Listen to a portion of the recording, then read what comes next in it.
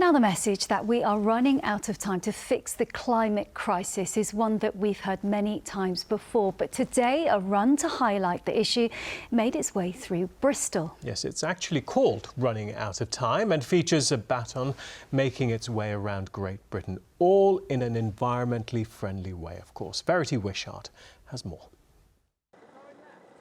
The baton is using all forms of transport. It arrived here on skate power. Its journey started at Ben Nevis.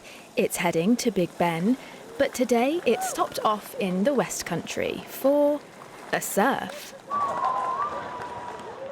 A watery guard of honour formed at the Wave for the latest stage of the event, which is called Running Out of Time.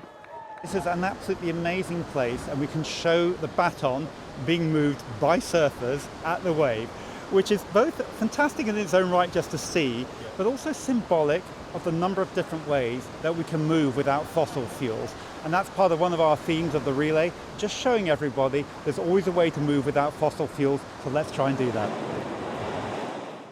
The person who had the nerve-jangling task of carrying the baton was Wave staff member and Welsh champion surfer Emily Williams. I'm kind of used to competing with loads of people watching, and so that's not really an issue, but the fact it was you have one attempt to do this, and I was like, I don't want to drop it, I don't want to have to redo it, so yeah, it was really nerve-wracking. It was such a relief. Once I stood up, I was like, okay, I've got it from here now, it's absolutely fine.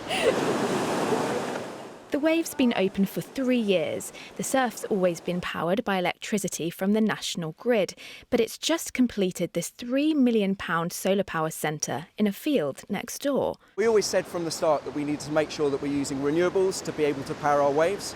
And then we said, well, probably in about 10 years, we'll be able to look at putting a whole solar battery array in here, making sure that we're producing our own waves. And then a combination of South Gloss Council, our investors as well, and the last bit of European funding came to make this all happen. So yeah, very soon we'll be powering all of our waves from the sun.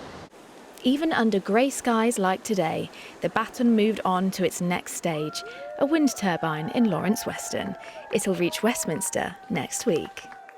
Verity Wishart, ITV News. Very well done. Good job. Yeah. Now, if you don't